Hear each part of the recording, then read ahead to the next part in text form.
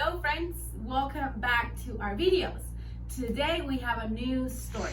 We are going to start with page 1004 and with all its stories. So are you ready for this story? The first one that we are going to start with, it's about a very big animal. This animal is a buffalo. Look at this. This is a buffalo. So this is Bucky Buffalo. Bucky Buffalo, he loved berries with bread and butter. Bread and butter sandwiches were very special at his family. His dad loved it, his mom loved it, his brother, all of his family loved berries, bread and butter sandwiches. So Bucky Buffalo has been saving money for a long time. And as soon as he had enough money, he was ready to buy berries, bread, and butter sandwiches for everybody. So he thought that his family was going to be very, very happy, excited, and glad, and proud of him because he spent his money in something that his family liked. So Bucky Buffalo started getting ready to go to the store and buy some berry butter bread. And buy some bread, butter sandwiches for his family. When he was on his way, he found some of his friends. So his buffalo friends.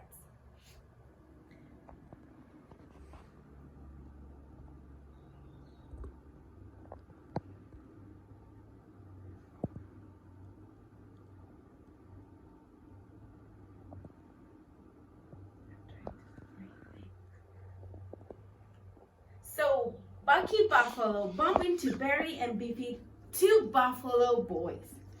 And he asked them, "Hey, friends, what are you going to do?" And they were going to buy banana splits. Have you ever tried banana splits? Ooh, they are delicious. So they kind of invited Bucky Buffalo to go for some banana splits. "Oh, I have never tried banana splits," he said. "What is it?" "Oh, Bucky Buffalo, that's the most delicious thing I've ever tried. I promise that you will love it. It's a banana that you split. Put some 3 scoops of ice cream. Then you put whipped cream and a delicious berry on top." So Bucky Buffalo got very confused. Now, he really wanted to try a banana split, but he also wanted to buy some berries, butter, and bread sandwiches for his family. So he said, "Well, I could have sandwiches whenever I want, so I think that I'm gonna try banana splits." So they went to the ice cream shop. And they served some delicious and the biggest banana splits you have ever seen. Bucky Buffalo's eyes just started to be bigger and brighter because it looked delicious. So Bucky Buffalo ate very fast all his banana split, but he started feeling very bad as soon as he finished. Not only on his tummy, but also on his heart. He started feeling that he betrayed his family because at the beginning he was pretty excited about buying food for his family and spend the day together. But now he wasted his money and his tummy started to hurt. So Bucky Buffalo had a very, very hard stomachache. And that reminded him that that was not the most important thing. Always, family is very important. And what we do for others is even more important for what we want. So this story reminds us that we always have to put others first. Bucky Buffalo made a mistake. He put what he wanted first, not what his family wanted first. And that's something to learn about this story. This is the letter. Look at this. So this is letter B. So we have B, buffalo. Can you say it with me? B, buffalo. Let's do it one more time. B, buffalo. Way to go. So now we are going to listen to the buffalo song. Reads B. B reads B.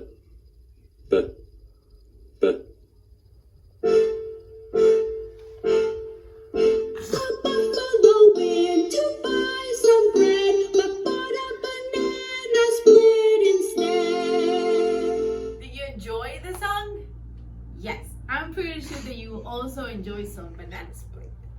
But the next story is about a different animal. This is not a big animal. It does not have fur. It does not have 4 legs. Actually, it has feathers. It's a bird. So let me introduce to you Nikki Nightingale. This is Nikki Nightingale.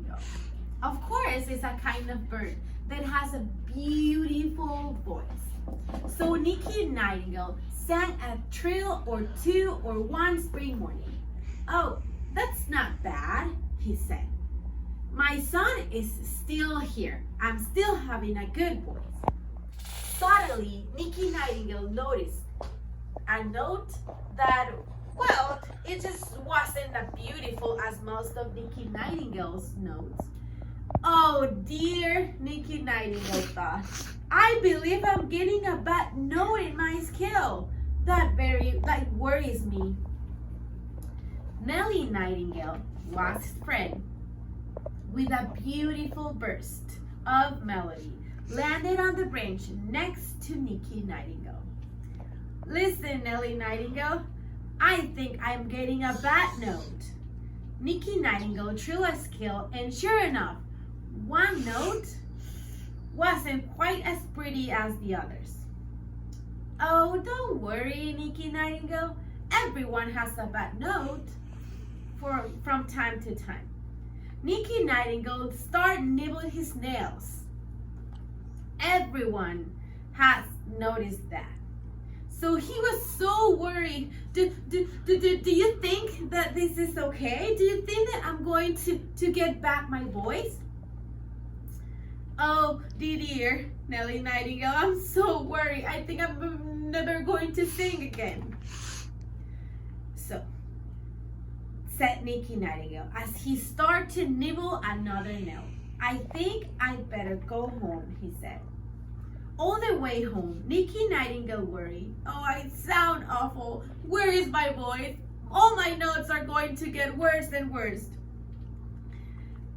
Nikki Nightingale said.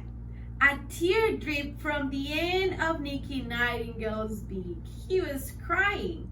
"I'll probably lose my voice completely and never be able to sing again." A green and yellow striped worm that was on the ground near the path spoke up in a tiny voice. "Nikki Nightingale, is that you?" he said. "Yes," whined Nikki Nightingale, "it's me now. But I don't know how long I'll sound like this. I will sound like me."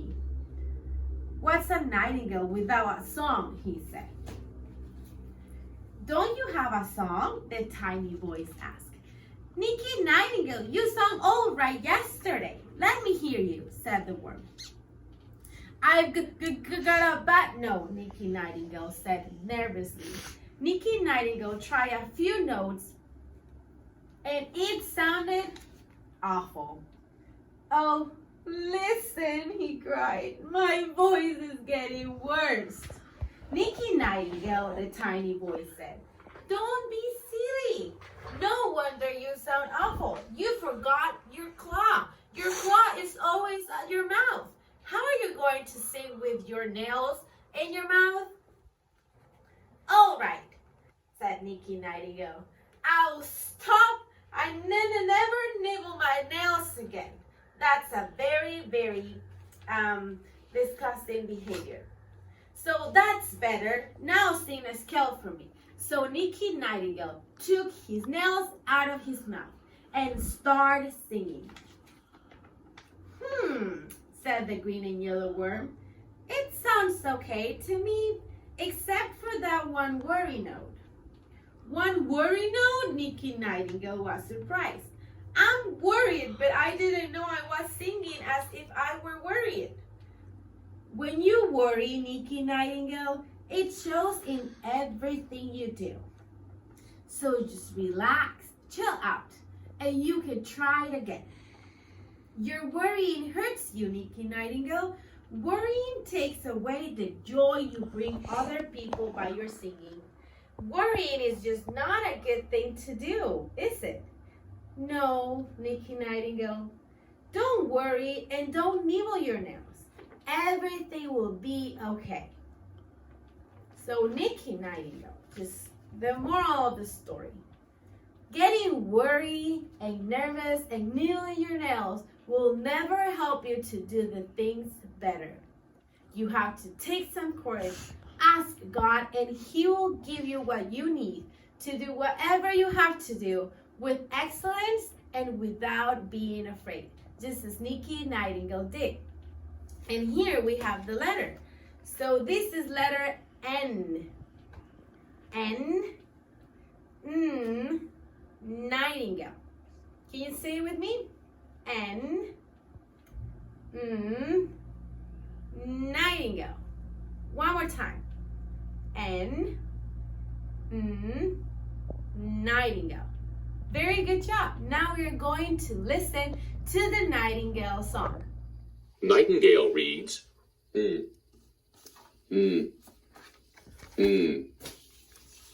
Anne reads, I'm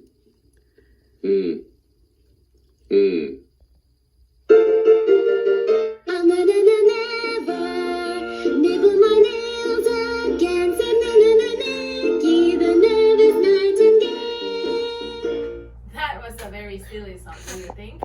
So now the next animal. Maybe it's not very common to see this kind of animal. Maybe you have never heard about this animal. This is a gerbil.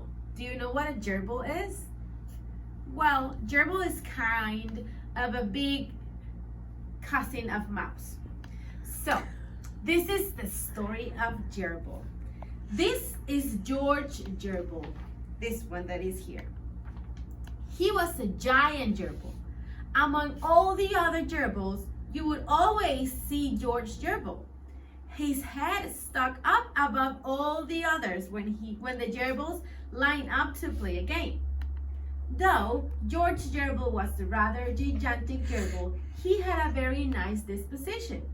In fact, George Gerbil was such a quiet and patient gerbil. To everyone said to him, "Come on, George Gerbil, stand up for yourself. Don't be so patient." Still, George Gerbil was patient, and he knew it was right. One day, something super exciting happened. One truck came to town. It seemed to have enough fudge for everyone in the whole state. You have never seen so much fudge in your life. There was carob fudge, white fudge, caramel fudge, and peanut butter fudge. All the little gerbils gathered around until you could hardly see the fudge truck because of the little gerbils. A man with jolly red cheeks and shiny blue eyes jumped out of the fudge truck. "Come on, gerbils, you will have to budge a bit, or I will never be able to get the door off with fudge open." "I want to buy some fudge," said one gerbil. "Of course you do, but you have to wait. Just back up a little bit, please." About that time, a wrinkled, cross-looking aged man in a blue suit came out of his little brown house. "There is the fudge judge now. There is the fudge judge." Do you imagine what a good job is that? Being a fudge judge? Oh, I would love that profession. So all the gerbils got closer. All but George Gerbil. He was patiently waiting back in line. "First," said the fudge truckman to the fudge judge, I want you to try our beautiful carrot fudge. He cut off a nice chunk and handed it to the fudge judge. All the little gerbils' mouths began to water because they really wanted to try that fudge. The fudge judge made an unpleasant face. Oh, that fudge is, I said it's medium soft. I never did care much of carrot fudge. The little gerbils couldn't believe that he made that face eating fudge. Come on. The gerbils pressed closer and closer, smelling the good smell of the carrot fudge. Now, sir, said the fudge truckman to the fudge judge, here is some of our famous peanut butter fudge.